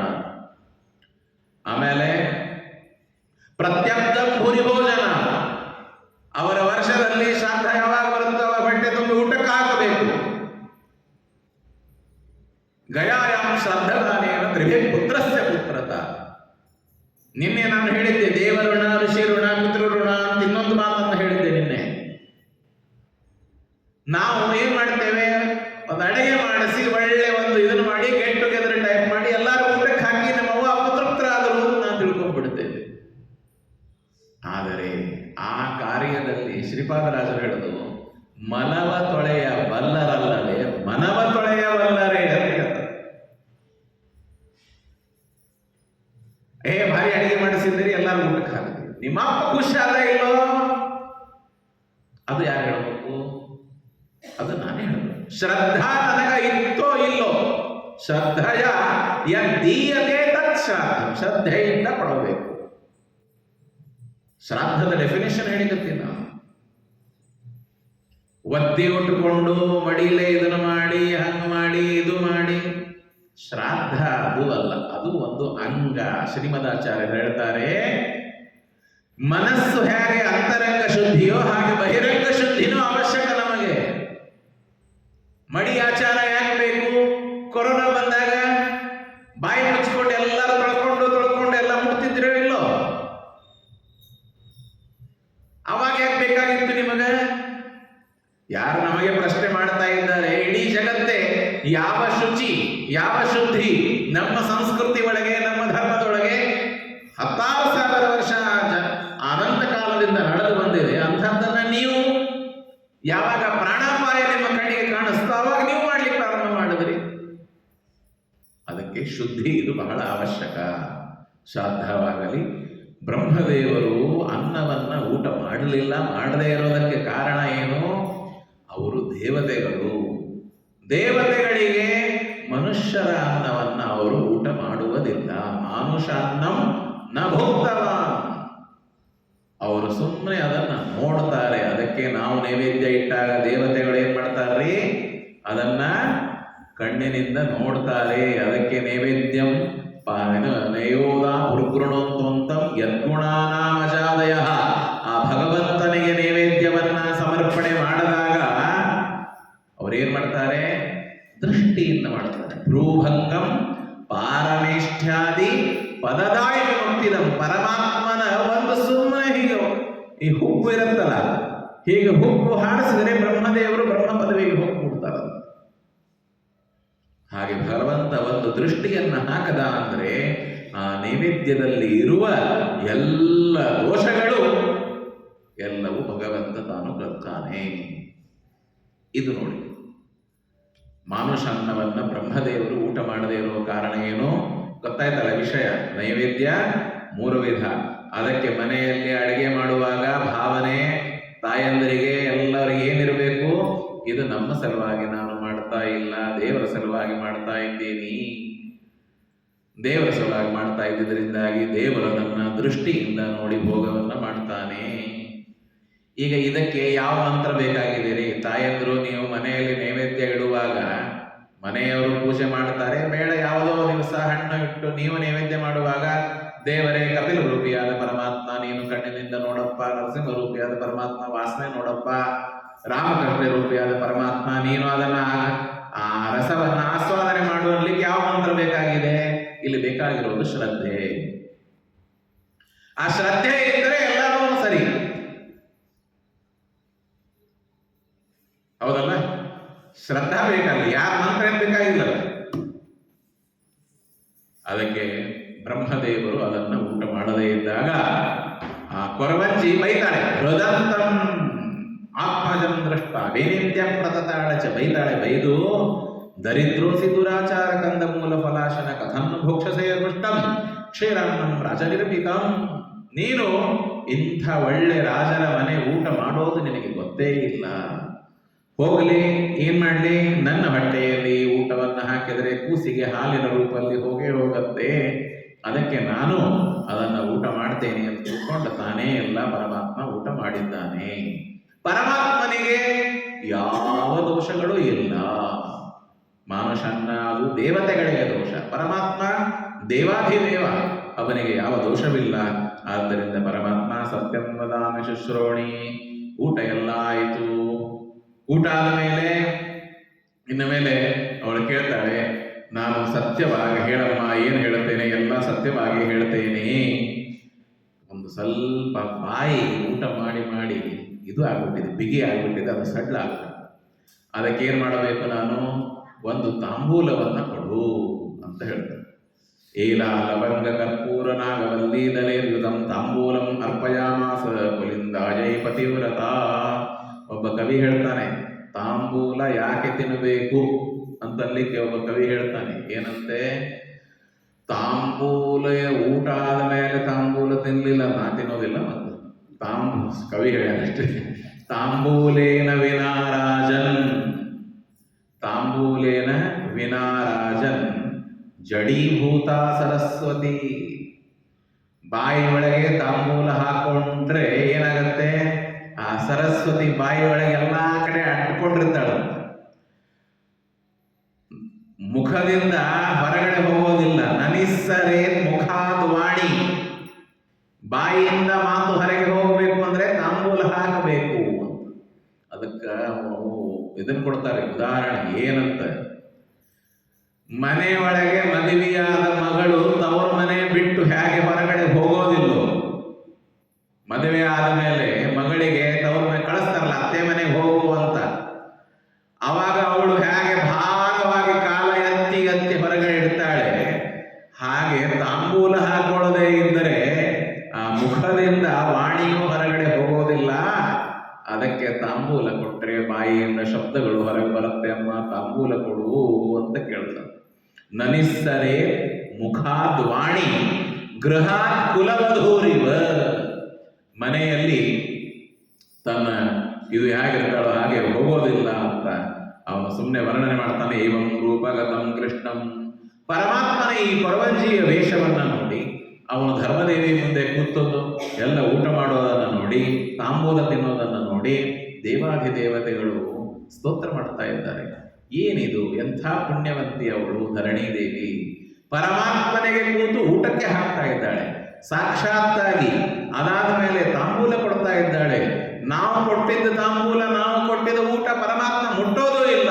ಅಂಥದ್ದು ಅವಳ ಕೈಯಲ್ಲಿ ಕೇಳಿ ಕೇಳಿ ಪರಮಾತ್ಮ ಪಡಿತಾ ಇದ್ದಾನೆ. ಜನ್ಮಾಂತರದ ಪುಣ್ಯ ಇದ್ದರೇನೇ ಇದೆಲ್ಲ ಸಂಭವಿಸುವುದು. ಅದಕ್ಕೆ ನೋಡಿ, ಎಲ್ಲ ದೇವತೆಗಳು ಅದನ್ನು ನೋಡೋದಕ್ಕಾಗಿ ಎಲ್ಲರೂ ಬಂದಿದ್ದಾರೆ. ಇತಿ ಶ್ರೀಮದ್ ಭವಿಷ್ಯೋತ್ತರ ಪುರಾಣೇ ವೆಂಕಟೇಶ ಮಹಾತ್ಮೆ ಶ್ರೀನಿವಾಸಸ್ಯ ಪುಲಿಂದ ನಿರೂಪಣ ವರ್ಣನಂ ನಾಮ ಅಷ್ಟಮೋಧ್ಯಾಯ. ಶತಾನಂದ ಉವಾಚ. ಶತಾನಂದರು ಮುಂದೆ ಹೇಳ್ತಾರೆ, ಊಟ ಆಯಿತು. ಊಟ ಆದ ಮೇಲೆ ಅವಳೇನ್ ಮಾಡ್ತಾ ಇದ್ದಾಳೆ? ತಾಂಬೂಲ ಹಾಕೊಂಡ್ಲು. ಆಮೇಲೆ ನೋಡಿ ಎಲ್ಲ ದೇವತೆಗಳನ್ನು ಸ್ಮರಣೆ ಮಾಡ್ತಾ ಇದ್ದಾರೆ. ಕೊರವಂಜಿ ಮೊದಲು ನಾರಾಯಣ ದೇವರನ್ನು, ಲಕ್ಷ್ಮಿ, ಸರಸ್ವತಿ, ರುದ್ರದೇವರು, ಶಚಿ, ಅಗ್ನಿ, ಯಮ, ಕುಬೇರ, ವಾಯು, ವರುಣ, ವಾಸುಕಿ, ದೇವರ್ಷಿಗಳು, ಪಿತೃಗಳು, ರಾಜರು, ಗಂಧರ್ವರು, ಕಾಶೀಶಂ ವಿಶ್ವನಾಥಂ, ಬಿಂದು ಮಾಧವಮೇವ ಚ, ಗಯಾ ವಿಷ್ಣುಪಾದ, ಪ್ರಯಾಗ, ಗೋದಾತೀರ ನಿವಾಸಿನ ನಾರಸಿಂಹ, ಜಗನ್ನಾಥ, ಪಾಂಡುರಂಗ, ಮಹಾಬಲ, ಪಂಪಾಧ್ಯಕ್ಷ, ವಿರೂಪಾಕ್ಷ, ಶ್ರೀಶೈಲಂ, ಪುಣ್ಯಕಾನನಂ, ಶ್ರೀವೆಂಕಟಗಿರೀಶಂಚ ಕಾಲಹಸ್ತೀಶ್ವರಂ, ಹರಂ ಘಟಿಕಾಚಲ ಸಂಸ್ಥಾನಂ, ವೃದ್ಧಾಚಲ ನಿವಾಸಿನಂ. ಎಲ್ಲ ಕಡೆಗೆ ಇರುವ ರುದ್ರದೇವರ ರೂಪಗಳು, ಭಗವಂತನ ರೂಪಗಳು. ವರದೇಶಂ ಸರ್ವಲೋಕೇಶಂ. ಕೇಳಿಬಿಟ್ರಿ, ಪುಣ್ಯ ಬರ್ತದೆ. ವರದಂ ಸರ್ವಲೋಕೇಶಂ, ಶ್ರೀರಂಗಂ ಶ್ವೇತರೂಪಿಣಂ, ಕುಂಭಕೋಣಾಲಯಂ ಕೃಷ್ಣಂ, ಶಾರಂಗಪಾಣಿಂ ಮಹೀಪತೆ ಅಂಥ ಎಲ್ಲ. ಸೇತುಂ ರಾಮಕೃತಂ ರಾಜನ್ ಪದ್ಮನಾಭಂ ಅನಂತರಂ. ತಿರುವನಂತಪುರ ಅನಂತ ಪದ್ಮನಾಭಂ. ಸುಬ್ರಹ್ಮಣ್ಯಂ ಕುಮಾರಾಖ್ಯಂ ಮಧುಸೂದನ ಶಂಕರಂ, ಚಂದ್ರೇಶ್ವರಂ ಚ ಗೋಕರ್ಣಂ. ಪಕ್ಕದಲ್ಲೇ ನೋಡಿ, ಎಲ್ಲ ಸ್ಮರಣೆ ಮಾಡಿ. ಹರಿಹರಂ ನೃಪ, ನಿಮ್ಮೂರ ಹತ್ರ ಅದ ಹರಿಹರಂ ನೃಪ. ಗಂಗಾ, ಗೋದಾವರಿ, ಕೃಷ್ಣ, ತುಂಗಭದ್ರ, ಮಲಾಪಹ, ಕಾವೇರಿ, ಕಪಿಲಾ, ಕ್ಷೀರ, ಸುವರ್ಣಮುಖರಿ, ಮೂಕಾಂಬಿಕಾ, ಭೈರವ, ಕಾಲಭೈರವ, ಕಾಮಾಕ್ಷಿ, ವಿಶಾಲಾಕ್ಷಿ, ಕಮಲಾಕ್ಷಿ, ರಮಾ, ಕೊಲ್ಲಾಪುರಾಧ್ಯಕ್ಷೆ, ಪಾಹಿ ಮಾಂ ಪರದೇಶನಾಂ. ಕೊನೆಗೆ ತನ್ನ ಹೆಂಡತಿ ಲಕ್ಷ್ಮೀದೇವಿಗೆ ಸ್ಮರಣೆ ಮಾಡ್ತಾನೆ ಪರಮಾತ್ಮ. ನನ್ನ ಕೆಲಸ ಮಾತ್ರ ಕೆಡಿಸಬೇಡಮ್ಮ, ನಾನು ಜ್ಯೋತಿಷ್ಯ ಹೇಳಿಕೆ ಬಂದಿದ್ದೇನೆ. ಸಸ್ಮಾರ ಭಕ್ತಿ ಭಾವೇನ ಚೋವಾಚ ಮಧುರಂ ವಚಃ. ಎಲ್ಲರನ್ನು ಸ್ಮರಣೆ ಮಾಡಿ ಎಲ್ಲ ಆದ ಮೇಲೆ ಆ ರಾಣಿಗೆ ಮತ್ತೆ ಹೇಳ್ತಾನೆ, ಬದರಿವಾಸಂ ಮಾ ಸ್ವಾತ್ಮಾನಂದ ಶಪೇರಾಜ್ಞಿ. ನಾನು ಏನೆಲ್ಲ ಹೇಳ್ತೇನೆ ಸತ್ಯವಾಗಿ ಹೇಳ್ತೇನೆ ನೋಡು, ಏನಾದರೂ ಸುಳ್ಳು ಹೇಳಿದ್ರೆ ನನ್ನನ್ನು ನೀನು ಶಿಕ್ಷೆ ಕೊಡು. ಒಂದೇ ಆಡಿದ್ದೇ ಮಾತಾಡ್ತಾ ಇದ್ದಾಳೆ. ಅವಾಗಂತಾನೆ ಏನು ಮಾಡಲಿ, ಇಷ್ಟೊತ್ತೆಲ್ಲ ಸ್ಮರಣೆ ಮಾಡಿದ್ದೇನೆ, ಆ ಸ್ಮರಣೆ ಮಾಡಿದ್ದೀನಿ, ಮುಖ ಒಣಗೋಗಿದೆ, ಇನ್ನೊಂದು ತಾಂಬೂಲ ಕೊಡು ಅಂತ ಮತ್ತೆ ಕೇಳ್ತಾರೆ. ಆಯಿತು ಅಂತ ಮತ್ತೆ ಅವಳು ತಾಂಬೂಲವನ್ನು ಕೊಟ್ಟು ಧರಣಿದೇವಿ ಹೇಳ್ತಾಳಮ್ಮ, ನೀ ಎಷ್ಟು ಬೇಕಾದಷ್ಟು ತಾಂಬೂಲ ತಿನ್ನು, ಏನು ಬೇಕಾದನ್ನ ಮಾಡು, ಅದು ದಯಮಾಡಿ ನನಗೆ ಕಷ್ಟ ಬಂದಿದ್ದನ್ನು ಪರಿಹಾರ ಮಾಡು ಅಂತ ಹೇಳಿದಾಗ ಅವಾಗ ಮತ್ತೆ ಅವಳು ಒಂದು ಮಂಗ ಇದರಲ್ಲಿ ಮುತ್ತುಗಳನ್ನು ತುಂಬಿಟ್ಟು ಅವಳಿಗೆ ದಕ್ಷಿಣೆಯನ್ನು ಇಟ್ಟು ಕೈ ಒಳಗೆ ಕಟ್ಟಿಗೆಯನ್ನು ಹಿಡಿದಿದ್ದಾಳೆ. ಹಸ್ತೆ ಧೃತ್ವ ವರಾಂ ಯಷ್ಟಿಂ, ಕಟ್ಟಿಗೆಯನ್ನು ಇಟ್ಟುಕೊಂಡು ಆಮೇಲೆ ವದಾಮಿಶ್ರಣು ಭದ್ರಾಣಿ, ನಾನು ಹೇಳ್ತೇನೆ ಏನಿಲ್ಲ, ಸ್ವಲ್ಪ ದಿವಸದ ಹಿಂದೆ ನಿನ್ನ ಮಗಳು ಭೂತರೋಧಕ್ಕಾಗಿ ಅರಣ್ಯಕ್ಕೆ ಹೋಗಿದ್ದಳು. ಹೌದು, ಹೋಗಿದ್ದಳು. ಅಲ್ಲಿ ಒಬ್ಬ ಮನ್ಮಥಾಕೃತಿಯಾದ ಪುರುಷನನ್ನ ನೋಡಿದಾಳೆ. ಅವನನ್ನ ನೋಡದಾಗಿಂದ ಕುದುರೆಯ ಮೇಲೆ ಬಂದಿದ್ದ. ಅವನನ್ನ ನೋಡಿ ಅವಳಿಗೆ ಕಾಮಜ್ವರ ಬಂದಿದೆ. ಅವನು ಯಾವತ್ತಿನಿಂದ ಅವನನ್ನು ನೋಡಿದಾಳೆ ಆವತ್ತಿನಿಂದ ಅವಳಿಗೆ ಈ ತರಹ ಜ್ವರ ಇದೆ. ಆವಾಗ ರಾಣಿ ಕೇಳ್ತಾಳೆ, ಅವನು ಯಾರು? ಹೀಗೆ ನಾನು ಹೇಳಿದ್ರೆ ಅರಣ್ಯದಲ್ಲಿ ಬಂದವನನ್ನ ಹೇಗೆ ಹುಡುಕಲಿ? ಅವಾಗ ಯಾರು ಅಂತ ಕೇಳಿದಾಗ ವದ ತನ್ನಾಮ ಕೆಂಭದ್ರೆ, ಹೆಸರು ಹೇಳೋ ಒಂದು ಅಂತ. ಯಾರೋ ಅವನು? ಅವಾಗ ಇತಿ ಪೃಷ್ಟ ಧರ್ಮದೇವಿ ಕೇಳಿದಾಗ ಆಕೆ ಹೇಳ್ತಾಳೆ, ಕೊರವಂಜಿ ಏನಿಲ್ಲ, ಅವನ ಇಂಥವನು ಸಾಧಾರಣ ಮನುಷ್ಯನಲ್ಲ, ಸಾಕ್ಷಾತ್ ವೆಂಕಟಗಿರಿ ವೈಕುಂಠಸ್ಥೋ ಹರಿಸ್ ಸಾಕ್ಷಾತ್, ಆ ವೈಕುಂಠದಲ್ಲಿರುವ ಭಗವಂತನೇ ಅವನು ಬಂದಿದ್ದಾನೆ ಅಲ್ಲಿ. ಅವನ ಹೆಸರು ಶ್ರೀನಿವಾಸ ಅಂತ. ವಿದ್ಯಾವಾನ್, ಒಳ್ಳೆ ವಿದ್ಯಾವಂತನಾಗಿದ್ದಾನೆ, ಹಣವಂತನಾಗಿದ್ದಾನೆ. ಆಯ್ತಾ? ಪುತ್ರ್ಯಾ ತಮವರಾರೋಹೇ ಹತೋ ಯಸ್ಯ ಹಯೋತ್ತಮ, ಅಂಥ ಒಳ್ಳೆ ಮನುಷ್ಯ ಅವನು. ನಿನ್ನ ಮಗಳು ಅವನು ಕುದುರೆಯನ್ನು ಕೊಂದುಬಿಟ್ಲು ನೋಡ್ರಿ. ಜೊತೆಗೆ ಆವಾಗ ಆರಾಮದ್ವಾರ ನಿಕಟೆ ಪತಿ ವೃಕ್ಷ ಸತ್ಸಖಿ ಗೌರವಂ ರಾಜಪುತ್ರಾಸ್ತು. ನೋವು, ನಿನಗೆ ನಾನು ಹೇಳದಂತೆ ಬೇಕಾದರೆ ಹೋಗಿ ನೀನು ಕೇಳ್ಕೊಂಡು ಬಾ, ನಾನು ಇಲ್ಲೇ ಕೂತಿರ್ತೇನೆ. ನನ್ನ ಮಾತು ಸುಳ್ಳಾದರೆ ನನಗೆ ಶಿಕ್ಷೆ ಕೊಡು. ಸತ್ಯಂ ವಿಧಿವಚೋ ನಿತ್ಯ, ನಾನು ಹೇಳಿದ್ದು ನಿಜವಾಗಲೇ. ಅದತ್ವ ನೀನು ಒಂದು ವೇಳೆ ಅವನಿಗೆ ಮಗಳನ್ನ ಕೊಡ್ಲಿಲ್ಲ ಅಂದ್ರೆ ಅಷ್ಟೇ, ನಿನ್ನ ಮಗಳು ಉಳಿಯೋದಿಲ್ಲ. ಮಗಳನ್ನ ಕೊಟ್ಟಿ ಅಂದ್ರೆ ಒಳ್ಳೆ ಸುಖವಾಗಿರ್ತಾಳೆ ಅಂತ. ಅದ್ಯೈವ ದಿನ ಮಾತ್ರೇಣ ಮನುಷ್ಯ ದಿನ ಸತ್ಯ ಹೋಗ್ಬಿಡ್ತಾಳೆ ಅವಳು ಅಂತ ಹೇಳ್ಬಿಡ್ತಾನೆ. ಅಲ್ಲಿವರೆಗೆ ಅಮಂಗಲ ವಚಸ್ಸು, ಹಾಗೆ ಮಾತಾಡಬೇಡ, ಬಾಯಿ ಬೆಳಕ ಹೇಳ್ತಾಳೆ, ಅಂಥ ಕೆಟ್ಟದನ್ನ ಮಾತಾಡಬೇಡ. ಕಿಂಚಿತ್ ದುಃಖ ಸಮಾಕುಲ ಉಚೇವದಸಿ ಕಲ್ಯಾಣಿ. ಆಯ್ತು, ನೀನು ಹೇಳಿದೆಯಲ್ಲ. ಅವಾಗ ಮತ್ತೆ ಹೇಳ್ತಾಳೆ, ನಾ ಸತ್ಯಂ ವಚನಂ ದೇವಿ ಮಯೋಕ್ತಂ, ನಾನು ಹಿಂದೆ ಯಾವತ್ತೂ ಸುಳ್ಳು ಮಾತಾಡೇ ಇಲ್ಲ. ಅಂದ ಮೇಲೆ ಇವಾಗ ಯಾಕೆ ಸುಳ್ಳು ಮಾತಾಡ್ತೇನೆ? ನಾನು ಏನು ಹೇಳ್ತೇನೆ ಅದೆಲ್ಲವೂ ಸತ್ಯವೇ ನಡೆಯುವುದು. ಭೀತಾ ತತ್ವಚನಾದ್ರಾಜ್ಞಿ ರುದತಿ ವಾಕ್ಯಮಬ್ರವೀ. ಏನ್ರಿ? ಭೀತಾ ತತ್ವಚನಾದ್ರಾಜ್ಞಿ ರುದತಿ ವಾಕ್ಯಮಬ್ರವೀತ್. ರಾಣಿ ಹೇಳ್ತಾಳೆ ಏನಂತೆ, ಆ ರಾಜನ ಹತ್ರ ಹೋಗಿ ಅದ್ಯೈವ ಘಟಿಕಾ ಮಾತ್ರೇಣ, ಇನ್ನು ನಿನಗೆ ಇನ್ನೊಂದು ಮಾತನ್ನು ಹೇಳ್ತೇನೆ, ಸ್ವಲ್ಪ ಹೊತ್ತಿನಲ್ಲಿ ಒಬ್ಬ ವಯೋವೃದ್ಧೆಯಾದ ಹೆಣ್ಮಗಳು ಬರ್ತಾಳೆ. ಅವಳು ಆ ಶ್ರೀನಿವಾಸನ ಕಡೆಯಿಂದಲೇ ಬರ್ತಾಳೆ, ನೀನು ಕೇಳು. ಅವಳು ಬಂದು ನಿನಗೆ ವರಾರ್ಥಿಯಾಗಿ ಬರ್ತಾಳೆ. ಓಹೋ, ನನ್ನ ಮಾತಿನಲ್ಲಿ ವಿಶ್ವಾಸ ಇಟ್ಕೋ. ಅವಾಗ ಹೋಗು, ಈಗಿಂದೇಗೆ ಹೋಗಿ ರಾಜನ ಹತ್ರ ಹೋಗಿ ವಿಷಯವನ್ನ ಹೇಳಿ ಸಂಕಲ್ಪ ಮಾಡು ಅಂತ ಹೇಳ್ಬಿಡ್ತಾಳು. ಅವನಿಗೆ ಕೊಟ್ಟು ಮದುವೆ ಮಾಡ್ತೀನಿ ಅಂತ ಸಂಕಲ್ಪ ಮಾಡು. ಸನ್ನಿಧೋ ಮಮ ಸಂಕಲ್ಪಂ ಕುರು ಕನ್ಯಾ ನಿಮಿತ್ತಕಂ, ಕನ್ಯಾದಾನದ ಸಂಕಲ್ಪವನ್ನ ನನ್ನ ಮುಂದೆ ನಿಂತ್ಕೊಂಡು ಮಾಡು. ಆವಾಗ ಧರಣಿ ದೇವಿ ಅಂತಾಳೆ, ರಾಣಿ ಏನಾದರೂ ಆಗಲಿ ಅಮ್ಮ, ಅವನು ಹೇಗಿದ್ದಾನೆ, ಕರಿ ಇದ್ದಾನೋ, ಬಿಳಿ ಇದ್ದಾನೋ, ಕುಂಟಿದ್ದಾನೋ, ಡೊಂಕಿದ್ದಾನೋ, ಏನಿದ್ದಾನೆ ನನಗೆ ಗೊತ್ತಿಲ್ಲ. ನನ್ನ ಮಗಳು ಸುಖವಾಗಿ ಇರೋದಾದರೆ ಅವನಿಗೆ ನಾನು ಕೊಟ್ಟು ಮದುವೆ ಮಾಡ್ತೀನಿ ಅಂತ ಒಂದು ಮಾತು ಹೇಳ್ಬಿಡ್ತಾಳೆ. ಆವಾಗ ಏವಂ ಚೇತ್ತೆ ಸುತಾರಾಜ್ಞಿ ಜೀವಿಷ್ಯತಿನ ಸಂಶಯ. ಆಯಿತು, ಸಂಕಲ್ಪವನ್ನ ಮಾಡಿದಾಳಲ್ಲ ರಾಣಿ, ನಾನು ಹೋಗ್ತೇನೆ, ನನ್ನ ಗಂಡ ಎಲ್ಲಿದ್ದಾನೆ, ನರನಾರಾಯಣಾಶ್ರಮಕ್ಕೆ ನಾನು ಹೋಗ್ತೇನೆ, ಬದರಿಕಾಶ್ರಮಕ್ಕೆ. ಅವಾಗ ಅವಳು ಕೂಡ ಆಯ್ತಮ್ಮ ಬಹಳ ಒಳ್ಳೆಯದು. ಮತ್ತೆ ಹಿಂದೆ ಬ್ರಹ್ಮದೇವರನ್ನ ಕಟ್ಕೊಂಡಿದ್ದಾಳೆ. ಕಟ್ಕೊಂಡು ಏನಾಗಿದೆ, ಹಿಂದೆ ಸರ್ಪಪೂರ್ಣ ಎಲ್ಲ ಕೊಟ್ಟಿದ್ದು ಕಟ್ಕೊಂಡಿದ್ದಾಳೆ, ಯಾವುದೂ ಬಿಟ್ಟಿಲ್ಲ. ಜಗಾಮುತ್ತರ ಅಭ್ಯೇತ್ಯ ಉತ್ತರ ದಿಕ್ಕಿಗೆ ಹೋಗಿದ್ದಾಳೆ. ಏನ್ರಿ, ಉತ್ತರ ದಿಕ್ಕಿಗೆ ಬದರಿಕಾಶ್ರಮಕ್ಕೆ. ಮುಲಿಂದ ಮಿಥಿಲೇಶ್ವರ.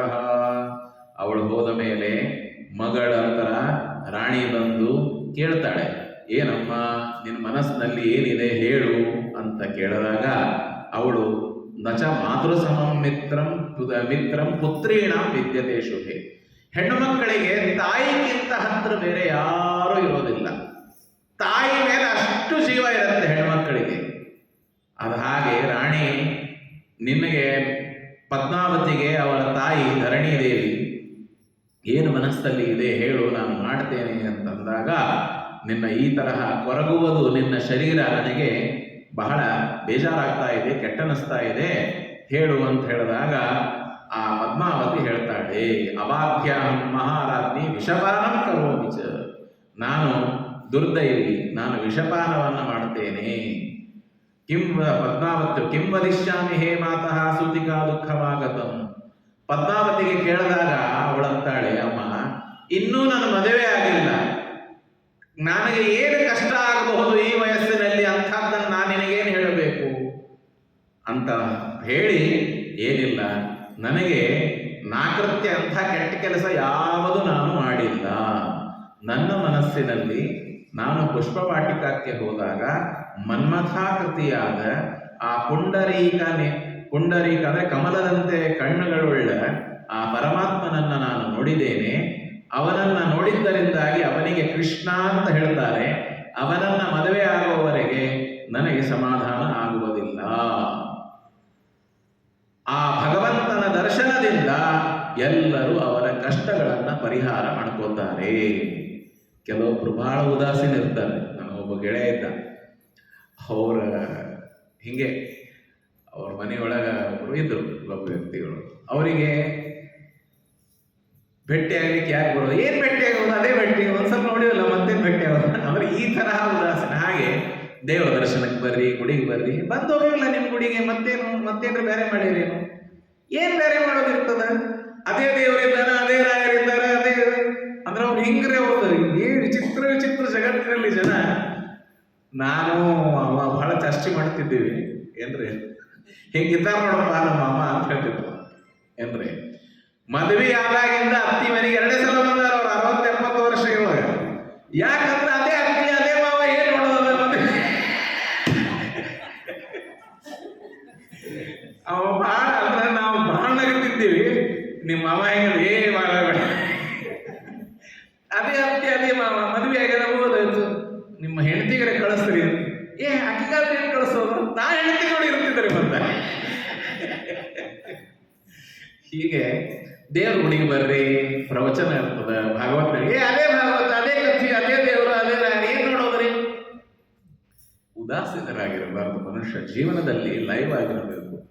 ದೇವರು ಯಾವತ್ತು ಯಾರಿಗೆ ಅನುಗ್ರಹ ಯಾವ ರೂಪದಿಂದ ಮಾಡ್ತಾನ ಏನು ಗೊತ್ತದ. ನಾವು ನಮ್ಮ ಕರ್ತ ಮಾಡ್ತಿರ್ಬೇಕಾದ್ರೆ ದಿವಸ ಒಂದು ಪ್ರದಕ್ಷಿಣೆ ಹಾಕ್ಬೇಕು, ನಮಸ್ಕಾರ ಮಾಡಬೇಕು. ಯಾರಿಲ್ಲದೆ ಇದ್ದಾಗ ದೇವರಿಗೆ ದರ್ಶನ ಕೊಟ್ಟರು ಕೊಡಬಹುದಲ್ಲ. ನಿಮ್ಮ ಕರ್ಮ ಯಾವತ್ತು ಪರಿಪಕ್ವ ಆಗ್ಯದ ಅಂತ ನಿಮಗೆ ಗೊತ್ತದೇನು. ನಾವು ನಮ್ಮ ನಿತ್ಯ ಹೆಣ್ಮಕ್ಕಳು ರಂಗೋಲಿ ಹಾಕ್ತಾರೆ, ಮರು ದಿವಸ ಮತ್ತೆ ಅದನ್ನ ಅಳಗಿಸ್ತಾರೆ, ಮತ್ತೆ ಹಾಕ್ತಾರೆ, ಮತ್ತೆ ಅಳಗಿಸ್ತಾರೆ. ಅದೇ ಅನ್ನ, ಅದೇ ಹುಳಿ, ಅದೇ ಸಾರು ಊಟ ಮಾಡೋದು ಬಿಡ್ತೀವ, ಅದೇ ರಂಗೋಲಿ ಏನ್ ಹಾಕೋದು ಒಂದು ಅಳಗಿಸೋದು ಬಿಡ್ತೀವ. ಅಂದ್ರೆ ಹೇಗಿದೆ, ನಾವು ಬಹಳ ಚೂಸಿ ಇದ್ದೀವ್ರಿ. ನಮಗೆ ಎಲ್ಲಿ ಬೇಕಲ್ಲಿ ಅದ್ರೊಳಗೆ ಮತ್ತೇನಿಲ್ರಿ. ದಿವಸ ಲೈನ್ ಹಾಲು ತಗೊಂಡ್ಬರ್ತಾನ, ತರಕಾರಿ ತಗೊಂಡ್ಬರ್ತಾನ, ಹಣ್ಣು ಅದು ಇದು, ಅದ್ರೊಳಗೆ ಏನಿಲ್ರಿ. ಅದಕ್ಕೆ ಬಹಳ ನಗ್ತಿದ್ವಿ ಅಂತ ಹೇಳಿದೆ ನಾನು. ಪಾಪ ಇಂಥ ಜಗತ್ತಿನಲ್ಲಿ ಜನ, ನಾವು ಅವ್ರ ಭೇಟಿ ಆದಾಗ ಇವ್ರು ನನ್ನ ಗೆಳೆಯ ಅಂತ ಭೇಟಿ ಮಾಡಿದ್ರು. ಹೌದಾ, ಮುಂದೇನಿಲ್ಲ, ಅವ್ರು ನೋಡ್ಲಿಕ್ಕಂತ ಹೋಗಿದ್ದೇನೆ ಅವ್ರ ಊರಿಗೆ ಹೆಂಗಿದ್ದಾರೋ ಅವರು ಅಂತ. ಅದಕ್ಕೆ ಆ ತರಹ ಯಾವತ್ತೂ ದೇವರ ಬಗ್ಗೆ, ಗುರುಗಳ ಬಗ್ಗೆ ನಾವು ದೇವರ ರೂಪ ಚಲೋ ಅಲಂಕಾರ ಮಾಡಿರ್ತಾರೆ. ಕಷ್ಟಪಟ್ಟು ದೇವರನ್ನ ಸುಂದರವಾಗಿ ಅಲಂಕಾರ ಮಾಡಿದಾಗ ಆ ದೇವರ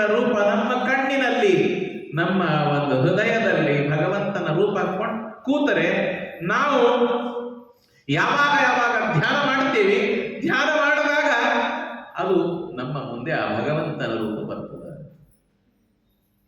ಯಾವತ್ತೋ ಒಂದು ದಿವಸ ಆ ಪಿಕ್ಚರ್ ನಮ್ಮ ಕಣ್ಣ ಮುಂದೆ ಒಂದು ವೆಂಕಟರಮಣ ದೇವರನ್ನ ಬ್ರಹ್ಮೋತ್ಸವದಲ್ಲಿ ನೋಡ್ತೀವೋ ಇಲ್ಲೋ, ನೋಡಿದಾಗ ಆ ದೇವರ ಕಣ್ಣಿನ ರೂಪ ಬರಬೇಕು. ಕ್ಷೀರಾಭಿಷೇಕ ಮಾಡುವಾಗ, ಪಂಚಾಮೃತ ಮಾಡುವಾಗ, ಶೃಂಗಾರ ಮಾಡಿದಾಗ. ಹಾಗೆ ಅವಳು ಹೇಳ್ತಾಳೆ, ಆ ಭಗವಂತನ ರೂಪ ಕಿರಾತ ರೂಪಿ ಪರಮಾತ್ಮ ಕೃಷ್ಣ ಬಂದಿದ್ದ ಬೇಟೆಗಾರನಾಗಿ. ಆ ರೂಪ ನನ್ನ ಮನಸ್ಸಿನಲ್ಲಿ ಕೂತಿದ್ದಕ್ಕೆ ನನಗೆ ಈ ತರಹ ದೇಹ ಶೋಷಣವಾಗ್ತಾ ಇದೆ. ಆದ್ದರಿಂದ ಅವನ ಲಕ್ಷಣ ಹೇಳ್ತೇನೆ ಕೇಳುವಂತ ಮಗಳು ಹೇಳ್ತಾ ಇದ್ದಾಳೆ ತಾಯಿಗೆ. ಸತ್ಯಂ ಸರ್ವೋತ್ತಮ ಸಾಕ್ಷಾತ್, ಅವನು ಬೇರೆ ಯಾರಲ್ಲ, ಸಾಕ್ಷಾತ್ ಭಗವಂತ ಜಗದೊಡೆಯ, 14 ಲೋಕಕ್ಕೆ ಅಧಿಪತಿ. ಈ ಚರಾಚರ ಜಗತ್ತನ್ನ ಸೃಷ್ಟಿಯಾದಿ ಅಷ್ಟಕರ್ತೃತ್ವ ಆ ಭಗವಂತನಿಗೆ ಇದೆ. ಅಂಥ ಪರಮಾತ್ಮ ಅವನು ಸಾಕ್ಷಾತ್ ಪುರುಷೋತ್ತಮ. ಬಲಗೈಯಲ್ಲಿ ಚಕ್ರ ಇದೆ, ಎಡಗೈಯಲ್ಲಿ ಶಂಖ ಇದೆ, ಎಲ್ಲ ಲಕ್ಷಣ. ಕಂಠದಲ್ಲಿ ಕೌಸ್ತುಭ ಮಾಲೆ ಇದೆ, ಕರ್ಣದಲ್ಲಿ ಮಕರ ಕುಂಡಲಗಳಿದೆ. ಯಾವ ಭಗವಂತನ ಚಕ್ರದಿಂದಾಗಿ ವಾರಾಣಸಿ ಪಟ್ಟಣವು ಪೂರ್ಣ ಸುಟ್ಟೋಗಿತ್ತು, ಯಾವ ಭಗವಂತನ ಶಂಖದ ಧ್ವನಿಯಿಂದ ದೈತ್ಯರು ಎಲ್ಲರೂ ಓಡಿ ಹೋಗುತ್ತಾರೆ, ದುಷ್ಟ ಶಕ್ತಿಗಳು ಯಾವುದೂ ಇರುವುದಿಲ್ಲ. ಅಂತಹ ಆ ಭಗವಂತ ಮುಂದೆ ಕೇಳು, ಅವನ ಭಕ್ತರ ಲಕ್ಷಣವನ್ನ ಹೇಳ್ತೇನೆ. ಮಗಳು ಹೇಳ್ತಾ ಇದ್ದಾಳೆ, ಅವನ ಭಕ್ತರು ಹೇಗಿರ್ತಾರೆ? ವೇದಶಾಸ್ತ್ರಗಳನ್ನ ಓದ್ಕೊಂಡಿರ್ತಾರೆ. ಅವನ ಭಕ್ತರ ಲಕ್ಷಣ ಧರ್ಮದಲ್ಲಿ ಯಾವಾಗಲೂ ನಿಷ್ಣಾತರಾಗಿರ್ತಾರೆ, ಡಾಂಭಿಕರ ಇರುವುದಿಲ್ಲ, ವೇದದಲ್ಲಿ ಹೇಳಿದ ಕರ್ಮಗಳನ್ನೇ ಮಾಡುತ್ತಾರೆ. ಇದೆಲ್ಲ ಅವನ ಭಕ್ತರ ಲಕ್ಷಣ. ಶಂಖ ಚಕ್ರ ಮುದ್ರೆಗಳನ್ನ ನಾಮಗಳನ್ನ ಧಾರಣೆ ಮಾಡಿರ್ತಾರೆ. ಇದು ಅವನ ಭಕ್ತರ. ಊರ್ಧ್ವಪುಂಡ್ರಗಳನ್ನ ಹಾಕೋತಾರೆ, ಸುಳ್ಳು ಮಾತಾಡೋದಿಲ್ಲ, ತಂದೆ ತಾಯಿಗಳ ಸೇವೆಯನ್ನ ಮಾಡ್ತಾರೆ. ಇದೆಲ್ಲ ಅವನ ಭಕ್ತರ ಲಕ್ಷಣ. ಈ ತರಹ ಎಲ್ಲ ಮಾತನ್ನ ಕೇಳಿ ಅವಳಿಗೆ ಬಹಳ ಸಂತೋಷವಾಗಿದೆ. ಆವಾಗ ಸತ್ಯಂ, ನಿಜವಾಗಲೂ ಹೇಳ್ತಾ ಇದ್ದೀಯಾ ನೀನು? ಹೌದಮ್ಮ, ಸತ್ಯಂ ವದಾಮಿ ಹೇ ಮಾತಃ ದೃಷ್ಟ ಏವ ಮಹಾಪ್ರಭು. ಆ ಭಗವಂತನನ್ನೇ ನಾನು ನೋಡಿದ್ದೀನಮ್ಮ, ಸತ್ಯವಾಗಿ ಹೇಳ್ತಾ ಇದ್ದೇನೆ. ತದ್ದರ್ಶನ ಧಿಯಾಮೇತ್ಯ ಜಾಯತೆ ದೇಹ ಶೋಷಣಂ. ಅವಳನ್ನ ನೋಡಬೇಕು ಅನ್ನೋದಕ್ಕಾಗಿ ನನ್ನ ಈ ಶರೀರ ಕೊರಗಿ ಕೊರಗಿ ಕೊರಗಿ ಕೊರಗಿ ಹಾಳಾಗ್ತಾ ಇದೆ. ಆದ್ದರಿಂದ ಶತಾನಂದರು ಹೇಳ್ತಾರೆ, ಈ ತರಹ ಇಲ್ಲಿ ಹೇಳಿದ ಮೇಲೆ ಮುಂದೆ ನೋಡಿ, ಶತಾನಂದ ವಾಚ, ಮಗಳಿಗೆ ಸಮಾಧಾನ ಮಾಡಿ ಒಳ್ಳೆ ಅಡುಗೆಯನ್ನ ಮಾಡಿ ತಾನೇ ಹೋಗಿ ಮಗಳಿಗೆ ಭಾಗ್ಯ ಸಂಪದ ಪುತ್ರಾಂಗ ಶೋಷ ಸಂಕ್ಷುಬ್ಧ, ಆ ಮಗಳಿಗೆ ಈ ತರಹ ದೇಹದ ಆದದ್ದನ್ನ ಕೇಳಿ ಮನೆಯವರ ಹತ್ರ ಹೋಗಿ ಅವದತ್ಸಪತಿಂ ಪ್ರಾಪ್ಯ, ರಾಜನ ಹತ್ರ ಹೋಗಿದ್ದಾಳೆ. ಆ ಆಕಾಶರಾಜನಿಗೂ ಹೇಳಿದಾಗ ಆಕಾಶರಾಜನು ಕೂಡ ತಾನು ಮಗಳ ಹತ್ರ ಬಂದು ಕೇಳಿದಾಗ ಅವಳು ನಾಚಿಕೆಯಿಂದ, ಏನ್ ಹೇಳಿಯಪ್ಪ, ಎಲ್ಲ ತಾಯಿಗೆ ಹೇಳಿದ್ದೇನೆ, ನೀನೇ ಕೇಳ್ಕೋ ಅಂತ ಅವಳು ಹೇಳ್ತಾಳೆ. ಅಷ್ಟರಲ್ಲಿ ಎಲ್ಲ ಮುಗಿದಿದೆ. ಮುಗಿದಾಗ ಏನಾಗಿದೆ ಅಂತಂದರೆ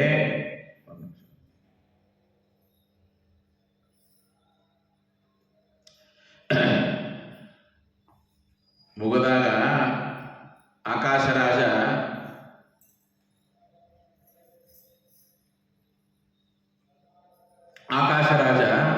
ಆವಾಗ ತಾನು ಮಗಳ ಹತ್ರ ಬಂದು ಕೇಳ್ತಾನೆ.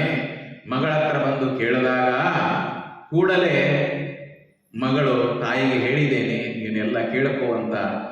ಅಷ್ಟರಲ್ಲಿ ಆ ರುದ್ರದೇವರನ್ನ ಅಭಿಷೇಕ ಮಾಡೋದಕ್ಕಾಗಿ, ಅಗಸ್ತ್ಯೇಶ್ವರನನ್ನ ಅಭಿಷೇಕ ಮಾಡೋದಕ್ಕಾಗಿ ಕನ್ನಿಕೆಯರು ಹೋಗಿದ್ದರು. ಅವರ ಜೊತೆಗೆ ಒಬ್ಬ ವಯೋವೃದ್ಧಿಯಾದ ಬಕುಲಾದೇವಿನೂ ಕೂಡ ಅಲ್ಲಿ ಬಂದಿದ್ದಳು. ಅವರೆಲ್ಲರೂ ಸೇರಿ ಇಲ್ಲಿ ಬಂದಿದ್ದಾರೆ. ಎಲ್ಲಿ? ಆ ಆಕಾಶರಾಜನ ಇದಕ್ಕೆ ಬಂದಿದ್ದಾರೆ, ಅರಮನೆಗೆ ಬಂದಿದ್ದಾರೆ. ಕೊರಬಜ್ಜಿ ಹೇಳಿ ಹೋಗಿದ್ದು, ಇನ್ನು ಸ್ವಲ್ಪೇ ಹೊತ್ತಿನಲ್ಲಿ ಒಬ್ಬ ಶ್ರೀನಿವಾಸನ ದಾಸಿ ಇಲ್ಲಿ ಬರ್ತಾಳೆ, ಅವಳಿಗೆ ನೀನು ಏನು ಎಲ್ಲ ವ್ಯವಹಾರವನ್ನ ಮಾತಾಡುವಂತ. ಅವರೆಲ್ಲರೂ ಬಂದು ಆ ವೇದೋಕ್ತವಾದ ಮಂತ್ರಗಳ ಆಶೀರ್ವಾದದಿಂದಾಗಿ ರಾಜನಿಗೆ ಮತ್ತು ಎಲ್ಲ ಮನೆಯವರಿಗೆ ಬ್ರಾಹ್ಮಣರು ಪುರೋಹಿತರು ಆಶೀರ್ವಾದವನ್ನು ಮಾಡಿ ಮುಂದೆ ಎಲ್ಲರೂ ಕೂಡ ರಾಜ ಅವರಿಗೆ ಭೋಜನಾದಿಗಳನ್ನು ಮಾಡಿಸಿ ತಾನು ಊಟ ಮಾಡಿ ಆಮೇಲೆ ಎಲ್ಲರಿಗೂ ದಕ್ಷಿಣೆಯನ್ನು ಕೊಟ್ಟು ಆ ಧರಣ್ಯೋವಾಚ ಪೃಚ್ಛತಾಂ, ಅವಳು ಯಾರು ನಿಮ್ಮ ಮಧ್ಯದಲ್ಲಿ ಒಬ್ಬಳು ವಯಸ್ಸಾದವಳು ಬಂದಿದ್ದಾಳಲ್ಲ, ಅವಳು ಯಾಕೆ ಬಂದಿದ್ದಾಳೆ ಕೇಳಿ ಅಂತ ತಿಳ್ಕೊಂಡು ಧರಣಿ ದೇವಿ ಆ ರಾಣಿ ಎಲ್ಲ ಕನ್ನಿಕೆಯರಿಗೆ ಹೇಳ್ತಾರೆ. ಹೇಳಿದಾಗ ಅವಳ ಜೊತೆಗೆ ಮಾತಾಡ್ತಾರೆ ಅನ್ನೋ ಕಥೆಯನ್ನ ಇಲ್ಲಿ ಹೇಳಿ ಮತ್ತೆ ನಾಳೆ ಮುಂದಿನ ಕಥೆಯನ್ನ ಕೇಳೋಣ. ಶ್ರೀಕೃಷ್ಣಾರ್ಪಣಮಸ್ತು. ವೆಂಕಟೇಶೋ ವಾಸುದೇವೋ ಪ್ರದ್ಯುಮ್ನೋ ಮಿತವಿಕ್ರಮಃ ಸಂಕರ್ಷಣೋ ನಿರುದ್ಧಶ್ಚ ಶೇಷಾ